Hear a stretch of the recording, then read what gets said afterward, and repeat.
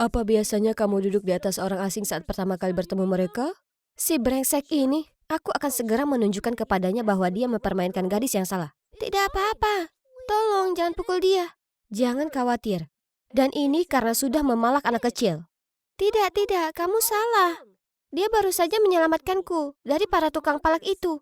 Dan dia baru saja mengajariku cara melawan mereka. Ya ampun, pikirku. Itu hanya karena tas anak laki-laki itu tergeletak di tanah dan cowok itu memegangi lengannya seolah hendak memukulnya. Aku dengan canggung berdiri, benar-benar berteriak meminta maaf lalu langsung berlari pulang. Jadi, seperti yang kalian lihat, rumahku sedikit berbeda dari biasanya. Orang tuaku menjalankan panti jompo, jadi aku tumbuh dikelilingi oleh para lansia. Kamu pasti sangat malu sehingga meninggalkan dia terbaring di sana dan melarikan diri.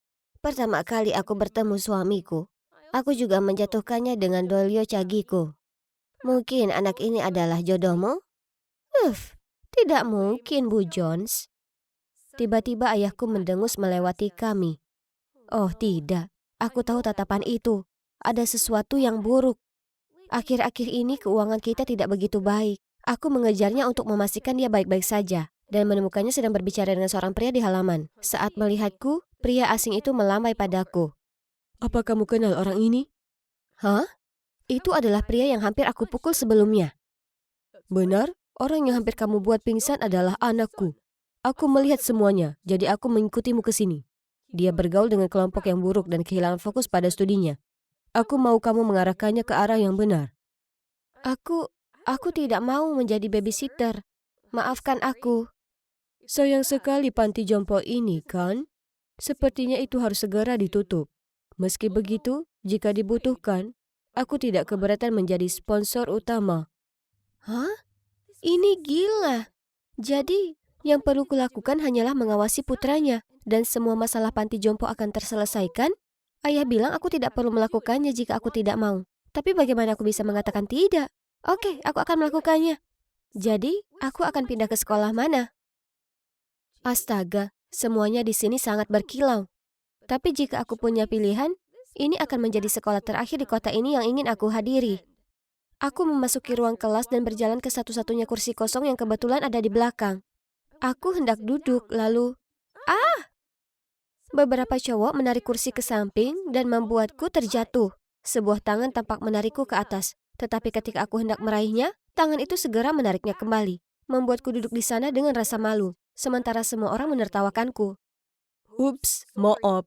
Kurasa sebaiknya aku hanya membantu saat diminta, kan? Itu Black.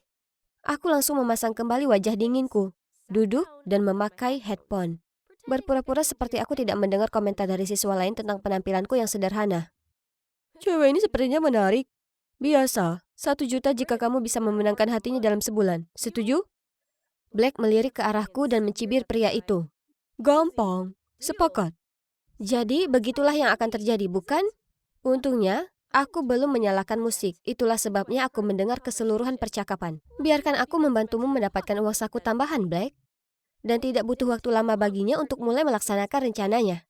Saat makan siang, dia dengan antusias mengajakku ke kantin, membimbingku mencari makanan, dan bahkan meminta petugas makan siang untuk membelikanku porsi yogurt tambahan. Usaha yang bagus. Aku sedang mencoba menikmati makan siangku ketika sebuah suara melengking terdengar. Bangun dan ambilkan aku makanan.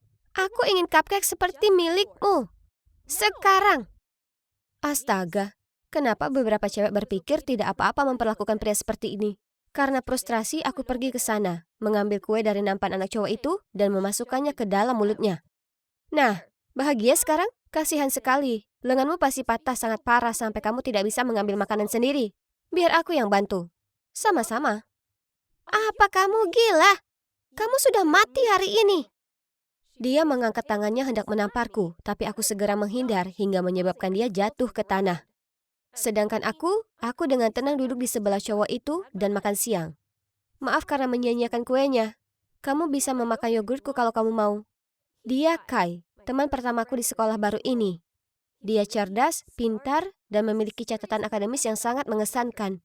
Dia sebenarnya ada di sini karena beasiswa, yang menjelaskan kenapa dia tidak cocok dengan lingkungan sekitar, sama sepertiku. Aku perhatikan bagaimana Black tampak agak kesal dan terus menatapku. Aku yakin dia muak digoda oleh teman-temannya. karena aku benar-benar mengabaikannya. Oh, tapi dia tidak menyerah begitu saja. Keesokan paginya, dia muncul di rumahku untuk menjemputku, tapi aku lebih suka berlari 2 putaran di halaman sekolah karena terlambat daripada berbagi tumpangan denganmu. Lalu di sekolah, dia membuatku tersandung dan kemudian mengulurkan tangannya berpura-pura membantu. Tapi, antara kamu dan lantai, aku lebih pilih lantai. Dia bahkan menungguku di gerbang sekolah dengan karangan bunga mawar yang besar.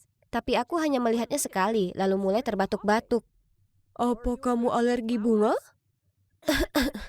Tidak, aku alergi ke orang yang tidak dewasa dan membosankan, sepertimu. Lalu aku pergi. Seolah-olah semua cewek bisa tertipu oleh tipuan payah ini.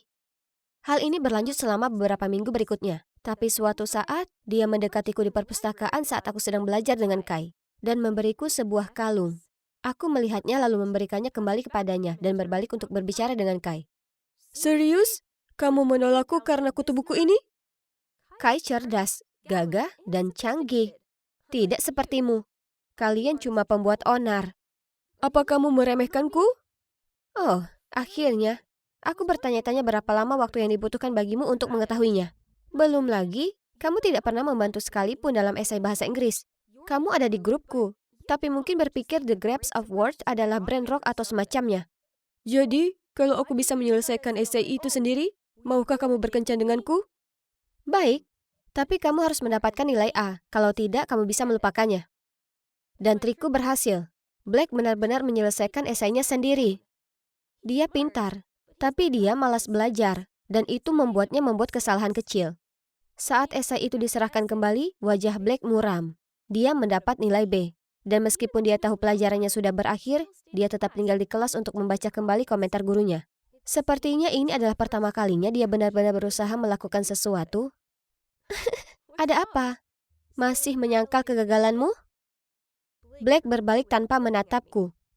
Cowok kaya yang kalah untuk pertama kalinya terlihat sangat manis. Jadi, aku menaruh hadiah dengan pesan di dalamnya di meja Black. Tak perlu dikatakan lagi, dia sudah sangat gembira. Di dalamnya ada satu set baju yang kubelikan untuknya dan undangan ke bar di akhir pekan. Kalian penasaran kenapa? Oh, kalian akan lihat sendiri. Sabtu malam itu, Black muncul dengan baju yang kuberikan padanya dan terlihat sama sekali tidak senang.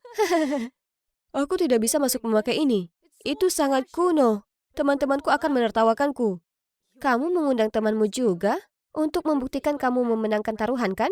Kalau kamu dapat 1 juta itu, apa aku akan dapat bagiannya? Kamu sudah mengetahuinya?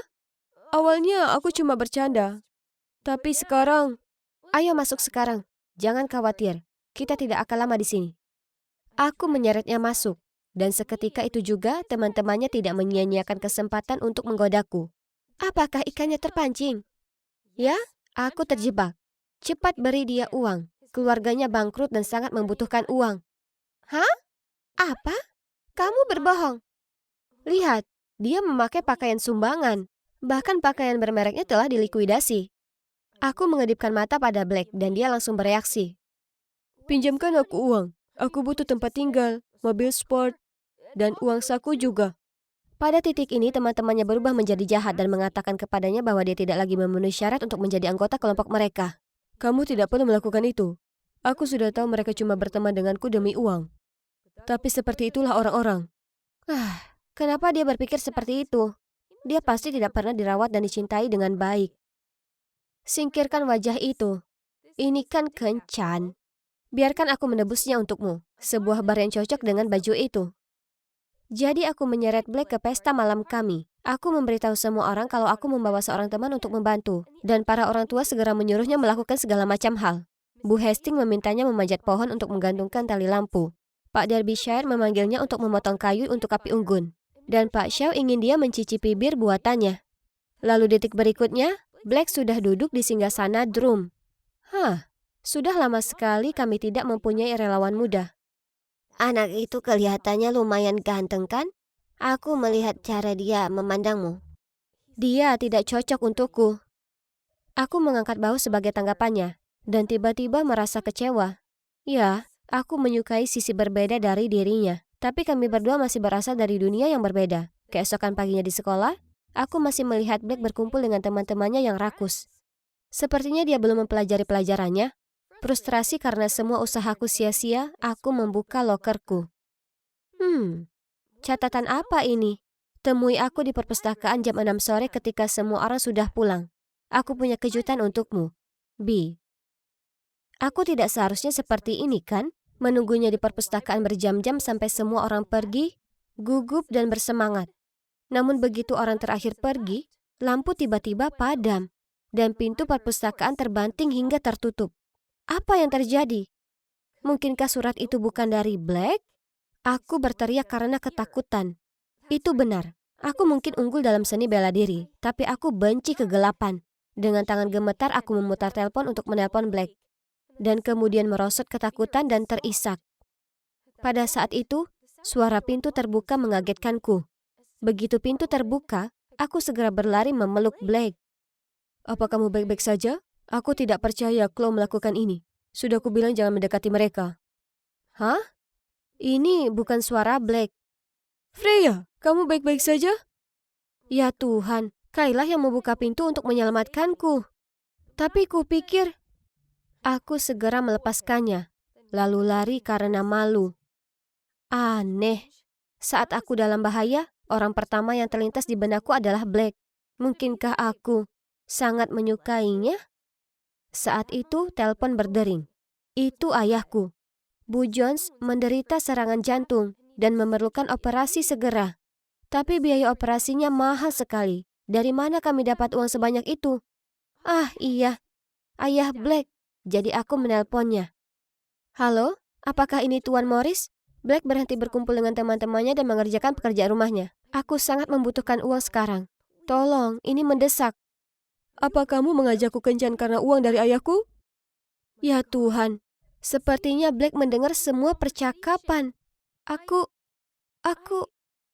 Jadi, aku cuma alat penghasil uangmu dan selama ini kamu melatihku sebagai hewan peliharaanmu? Tidak seperti itu. Kita bicara lagi nanti. Tidak ada waktu untuk pemikiran egoismu sekarang. Aku harus pergi.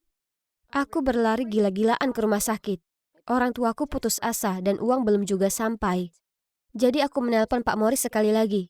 Kamu bilang Black sudah berubah. Jika seperti ini, lalu kenapa dia didenda karena ngebut dan melawan polisi? Jangan pernah menelponku lagi. Jangan khawatir pria. Aku akan menjual tanah panti jompo untuk merawat Bu Jones. Semua orang setuju untuk pindah ke panti jompo milik pemerintah. Kami menjual rumah kami, dan sekarang kami tinggal bersama Bu Jones di kota baru. Dia jauh lebih baik sekarang. Tetapi aku merindukan para lansia lainnya. Juga, aku merindukan Black. Aku masih tetap berhubungan dengan Kai, dan dia memberitahuku kalau Black bersekolah di sekolah militer seperti yang diinginkan ayahnya. Ya, itu sisi tidak terduga darinya. Sebaiknya kamu bicara dengan cowok itu, bukan tentang apa yang kamu lakukan, tetapi akui perasaanmu padanya. Itu akan menyelamatkanmu dari penyesalan di kemudian hari. Lalu dia menepuk pundakku untuk menghiburku, tapi aku benar-benar tidak punya keberanian untuk melakukannya. Aku merasa bersalah. Nyonya Jones, kamu punya surat. Freya, lihat.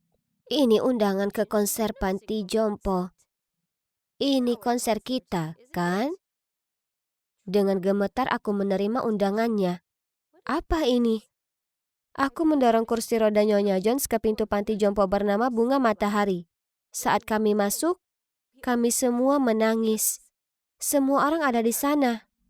Ini semua ulah Black. Dia anak yang sangat baik. Dia menemukan kami dan membangunkan kami panti jompo impian. Kamu dan Freya adalah hadiah kejutan yang kami siapkan untuknya. Tapi begitu dia melihat kalian berdua, dia langsung kabur. Mendengar itu, aku bergegas menuju gerbang. Ada mobil yang melewatiku. Naluriku memberitahu bahwa itu dia. Aku mengejarnya dan berteriak putus asa. Black, tunggu. Aku menyukaimu. Aku sangat menyukaimu. Namun mobil itu dengan cepat menghilang dari pandangan. Aku terpuruk tak berdaya di jalan. Air mata mengalir di wajahku. Dan aku masih bergumam. Aku benar-benar menyukaimu. Apa yang kamu katakan? Ucapkan lebih keras. Aku berbalik kaget. Itu Black. Dia memakai seragam militer dan tersenyum padaku dengan penuh kasih sayang.